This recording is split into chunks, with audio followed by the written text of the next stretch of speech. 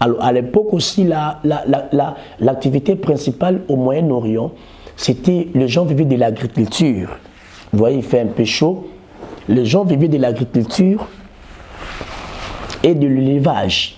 Vous allez voir, on dit peut-être que Job était riche en élevage, était riche en agriculture. C'est-à-dire, si on peut compter ou faire une estimation de la richesse de quelqu'un, on pouvait voir que cet homme, il est béni par rapport au nombre des ouvriers, par rapport aux champs qu'il occupe ou par rapport aux petits et aux mini bétail. Bonjour, shalom, là où vous êtes, je suis devant vos écrans encore. C'est moi, votre frère Yves Makundi Gédéon, W, prophète de Dieu, pasteur responsable de l'église Meur et responsable du ministère Yves Makundi Ministries. Nous voici encore devant vous pour un nouveau numéro dans l'émission Parole de Christ. Alors, nous allons prier pour ces moments de la parole. Excellent Père, nous te bénissons, nous te rendons grâce. Il est écrit, j'appellerai mon peuple hors du désert. C'est là que je les enseignerai. Nous voulons que ce message puisse toucher les cœurs, changer les vies. Au nom de Jésus-Christ de Nazareth. Amen. Ok, que Dieu vous bénisse là où vous êtes. Vous êtes partout en Afrique, en Asie, en Europe, Amérique, Océanie. Que Dieu vous bénisse. Je crois que notre passage dans cette chaîne bénit les vies. Il y a plusieurs témoignages. Je suis en train de croire qu'il en sera de même pour toi qui vas me suivre. On va parler d'un thème très important sur la valeur de la décision. Sur la valeur de la décision, c'est un thème qui m'a bouleversé. Je l'ai prêché dans plus de 2 ou 3 conférences. Et même des hommes de Dieu, ça bénit plusieurs vies. Je suis en train de croire ça va bénir une vie afin que vous puissiez avoir des témoignages. On va lire rapidement sur Rite chapitre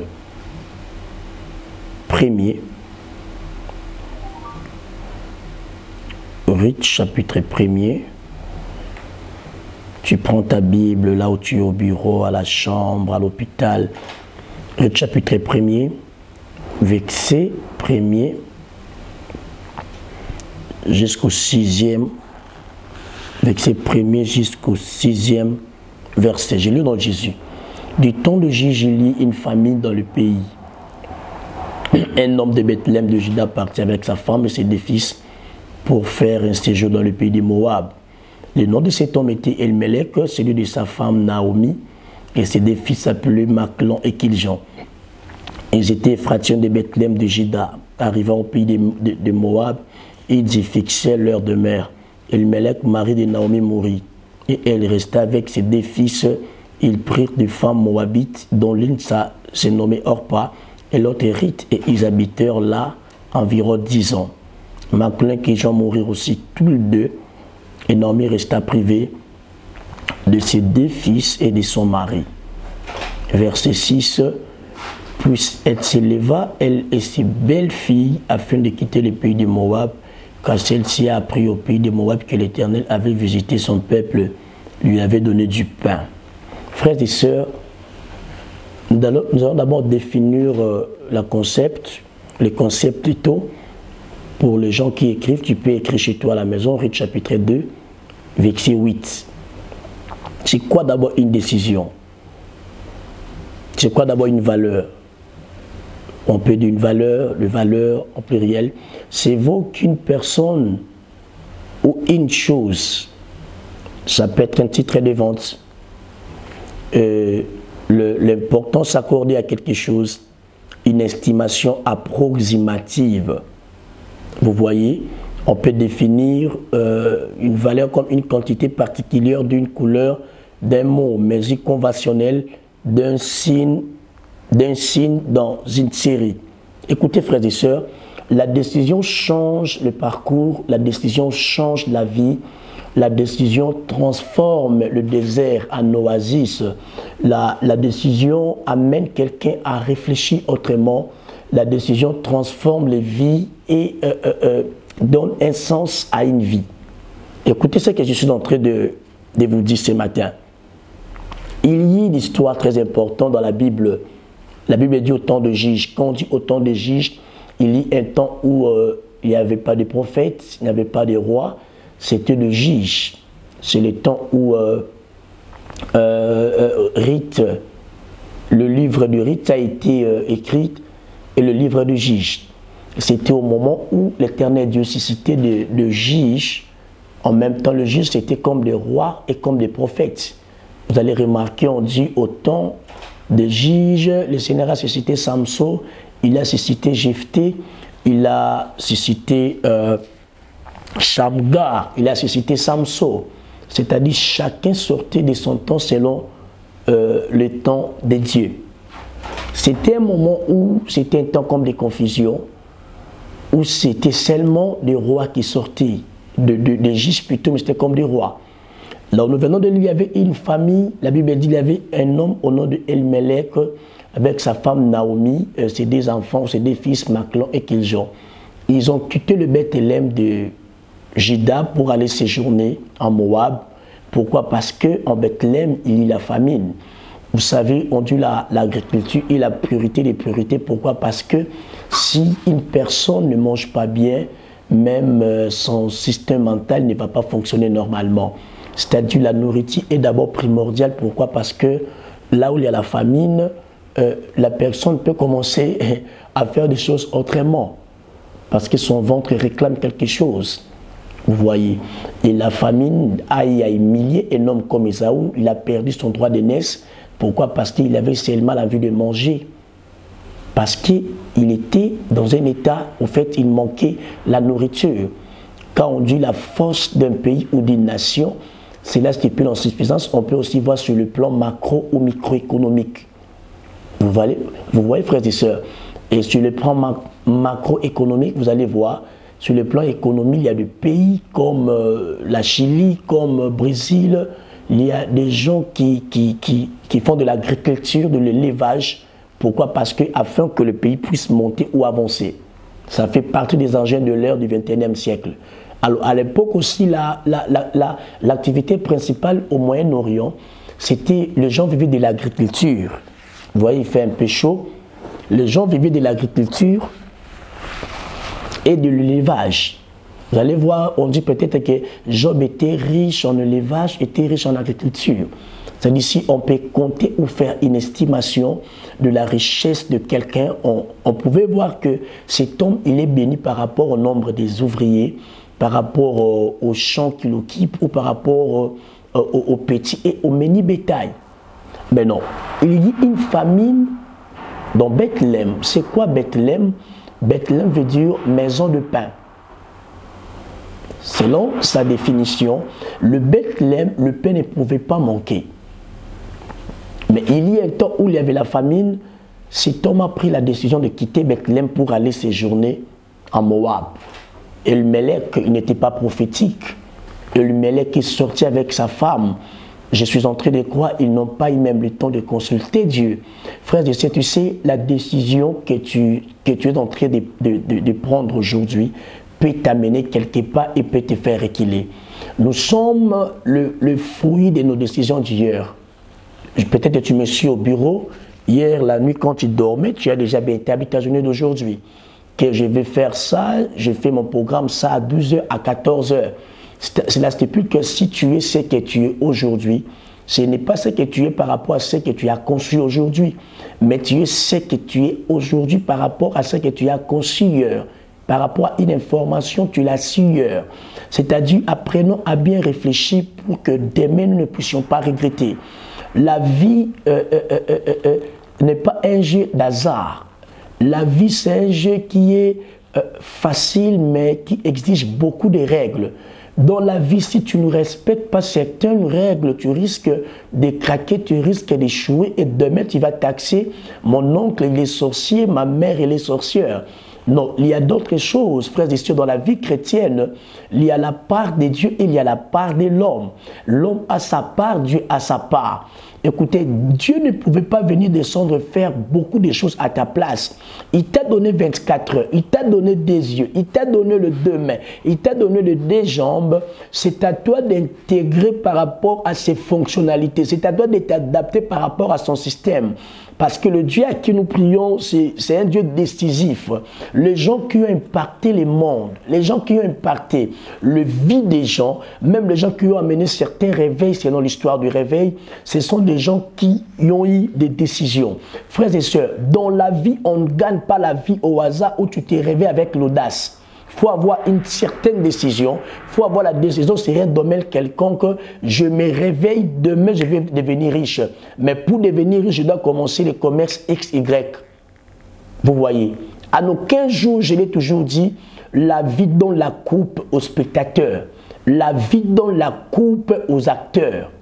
Si tu ne fais rien, tu croises le bras, ne crois pas que Dieu viendra à ta place. Voilà la raison pour laquelle, quand tu pries, il faut travailler. Dieu lui-même d'abord, il a conçu le monde parce qu'il était un père responsable, un Dieu décisif. Bien-aimé, c'est toujours par rapport à ce que je suis en train de dire, par rapport sur le nom de Ruth. Je disais que le nom de Ruth et Naomi, il y avait une connectivité entre leurs deux noms. Cela veut dire tout simplement, dans la vie, avant de faire une alliance avec quelqu'un, tu dois avoir une cohérence des choses entre toi et la personne parce que la grâce c'est bien, c'est important, mais dans la vie, on se communique la même chose avec la personne qui te convient parce que, à ne pas oublier, nous vivons dans la loi la loi de, comment dirais-je, la loi de la réciprocité, c'est-à-dire ce que toi tu donnes, tu dois aussi recevoir au retour, mais que tu sois identifiable avec la personne ou envers la personne. Je disais, le nom Ruth veut dire ami ou satisfaisante. Le nom Boaz veut dire en lui et la force. C'est-à-dire, Boaz avait la force pour Ruth. Était lui-même aussi une force pour Ruth. Parce que si tu n'es pas une force, si tu n'es pas une puissance, tu ne sauras pas retirer quelqu'un d'une identité quelconque, de l'amener quelque part. C'est-à-dire, Ruth dans sa vie, quand elle était séparée de Orpa, ce n'était pas uniquement seulement pour s'attacher à Naomi, parce que Naomi existait déjà. Mais la destinée de Ruth que Dieu avait placée, dépendant aussi de sa décision. Écoutez, ta décision, en fait, ta destinée que Dieu t'a destinée, ton destin, dépend de ta décision d'aujourd'hui. Et Ruth a eu la décision de suivre Naomi étant le Saint-Esprit, étant le conducteur, étant guide, mais Dieu avait déjà préparé Boaz pour Ruth. Je suis en train de prier Dieu ce matin ou ce soir, que Dieu te connecte avec un Boaz de ta vie, un Boaz de ton travail, un Boaz de tes affaires. Des fois, tu es en train de traverser des moments durs, de moments sombres, de situations néfastes de ta vie. Mais je peux te rassurer avec toute humilité, il y a des Boaz qui existent. Mais pour rencontrer les Boaz, tu dois passer par ton coach qui est le Saint-Esprit. Pourquoi? Parce que Naomi plutôt pas. Pourquoi? Parce qu'il est écrit, c'est poussé par l'Esprit de Dieu que les hommes ont parlé de la part de Dieu. Oui, la décision aussi, c'est parler de la part de Dieu. Pourquoi? Parce que la même Bible dit, il crée en nous le vouloir et le faire, selon son bon plaisir. Le vouloir et le faire, ça fait partie aussi de la décision. À ne pas oublier encore, la Bible dit quelque part, il crée en nous les soupirs inexprimables. Pourquoi? C'est lui-même le Saint-Esprit. Il crée en nous les soupirs inexprimables que personne ne peut comprendre ton expression quand tu prends certaines décisions. Troisièmement, il est écrit aussi, l'Esprit de Dieu rend témoignage dans notre esprit que nous sommes les enfants de Dieu. C'est-à-dire, si le Saint-Esprit est ton patron, le Saint-Esprit est ton propriétaire, le Saint-Esprit c'est lui qui est ton guide, ton conducteur, tu vas rencontrer les Boaz de ta vie, de ton ministère, de tes affaires. Alléluia. Frères et sœurs, j'avais dit tout simplement Orpa.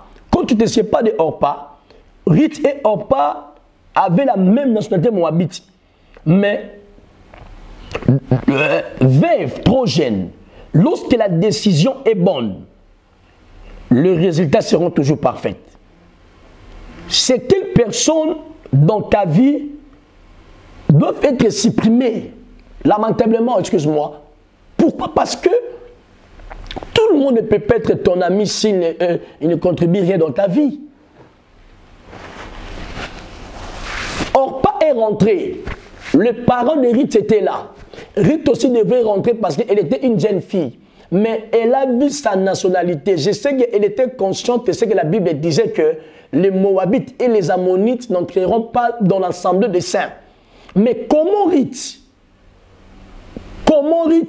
elle a eu la décision de suivre Naomi? Écoutez-moi très bien. Nous sommes le fruit de nos décisions d'hier. Si tu prends la décision aujourd'hui, comprends bien que je serai le fruit de ce que je suis en train de réfléchir. Ce que j'ai conçu ce soir, ce que je l'ai su hier ou avant-hier. Parce que même le monde, écoutez, le monde c'est le fruit d'une imagination, d'une conception. Ne vis pas dans l'hallucination. Ne vis pas dans l'utopie, une conception sans objet réel. Vis de ce que tu penses. Vis de ce que tu as.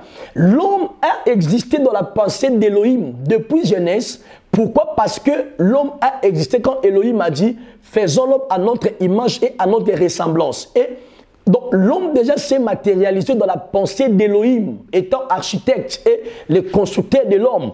Et quand l'homme s'est matérialisé, c'était au fait dans la partie physique que les gens ont vu que l'homme a existé. Mais dans la pensée intelligible, l'homme existait. Dans la pensée soft, l'homme n'existait pas. Mais quand Elohim a dit, faisons l'homme à notre image, et quand l'homme est sorti comme ça, il a formé l'homme à la poussière de la terre, l'homme il s'est fait voir à la vie de tout le monde. Frères et sœurs, certaines décisions que tu es en train de prendre aujourd'hui, ce n'est pas nécessaire que ton frère puisse savoir ou ta sœur. Parce que Orpa, elle a déjà perdu déjà son mari, elle n'a rien à perdre. Surtout dans la vie, quand tu t'attaches avec quelqu'un qui n'a rien à perdre, toi aussi tu vas perdre le minimum que tu as. Alors il est mieux sage de comprendre que dans la vie, ne t'attache pas avec celui qui n'a rien à perdre. Parce qu'il va te faire perdre ce que tu as. Il est écrit le fer aiguise le fer. Je suis en train de parler à une Ruth ce soir ou ce matin. Tu as déjà perdu déjà un mari, mais ce n'est plus le cas de tourner en Moabite ou de voir que tu es déjà maudit, tu as une racine d'inceste. Mais c'est le temps de t'attacher à Naomi, qui est le Saint-Esprit, qui est le coach, qui est le conducteur. Avant de prendre des décisions de retourner, tu t'attaches afin que tu puisses voir ton Boaz. Des fois dans ton mariage, tu as voulu résilier le contrat du mariage, le contrat de travail, tu as voulu faire le divorce. Mais ce n'est pas ça ton problème, frères et sœurs. Si ce message est venu pour toi, je t'ai dit ce matin ou ce soir, c'est à toi d'être orienté et touché par le Saint-Esprit. C'est à toi d'être orienté et touché par le Saint-Esprit. Et deuxièmement, même si la réponse de ta belle-mère Naomi est dure, ce n'est pas mauvaise pour toi. C'est pour t'aiguiser et pour t'amener dans le champ de Boaz. Ma question est celle-ci. De savoir, quelle est ton attitude devant ton conducteur? Quand Naomi accepte d'être ton conducteur, il te conduit. Quelle est ton attitude? N'accepte pas la décision parce que Naomi est là, mais accepte la décision parce que tu sais, tu es consciente que en Israël, en Bethléem là-bas, il y a le pain, maison de pain, je ne manquerai rien. Parce que vivre en Moabite, tu vas toujours perdre le mari parce que c'est une terre maudite, c'est une terre de l'inceste. Je suis en train de déclarer pour terminer que Dieu te sépare de Orpa. Que Dieu te libère de la terre moabite. Que Dieu t'introduise dans le champ de moissonneur, de Boaz. que Dieu t'introduise sous les pieds de Boaz. Parce que c'est Boaz qui a le droit de rachat. Pourquoi? Parce qu'il est écrit, il est venu chez les siens ne l'ont point reçu. Mais à tous ceux qui l'ont reçu, à ceux qui croient à son nom, il les a donné quoi? Le pouvoir de devenir enfants de Dieu. C'est-à-dire, c'est nous les chrétiens qui furent des ritueurs, les étrangers à la vie de Dieu. Mais par la mort de Jésus-Christ à la croix de Golgotha, il nous a réconciliés avec le Père. Il nous a rachetés. Il est écrit dans les Saintes Écritures, Christ Jésus a payé le prix par sa mort et par sa résurrection. Et il a traversé un tabernacle qui n'est pas transmissible. Il a traversé le tabernacle une fois. Il nous a réconciliés avec le Père. Et il est à la droite du Père au moment où moi je vous parle. Et Christ Jésus là, c'est lui le vrai Boaz. Pourquoi? Parce qu'il avait les droits des rachats. Il n'a pas, au fait, il n'a pas fait les cafards ou quelque chose qu'on appelle la couverture. Mais Christ est venu ôter les péchés. Il nous a rachetés par le prix du rachat. Nous qui sommes des rites, aujourd'hui, nous sommes ses fils bien-aimés. Alléluia. Je suis en train de parler à un rite que nous sommes des enfants d'alliance. Nous sommes entrés sous l'alliance abrahamique par la mort de Jésus-Christ de Nazareth. Nous, les rites, on est le bénéficiaire aujourd'hui de l'œuvre de la croix. Si tu veux vivre certaines choses dans ta vie, cherche à prendre une bonne décision par la direction du Saint-Esprit qui est le meilleur coach, le meilleur entraîneur, le meilleur guide conducteur afin que tu puisses y rencontrer Boaz de ta vie. Je suis votre frère, le prophète Yves Makounzi Gédéon, pasteur principal de l'église Merveilleux Mouvement Évangélique pour les Réveils. Nous existons depuis quelques années, par la grâce de Dieu. Nous sommes dans la ville-province de Kinshasa. Notre numéro que vous pouvez nous contacter, une inbox sur WhatsApp, plus 243 84 045 40 34. Plus 243 84 045 40 34. Je suis sur Facebook. Si tu tapes Yves Makounzi, tu vas me voir. Mais je suis vraiment trop sur mes pages que mes enfants gèrent.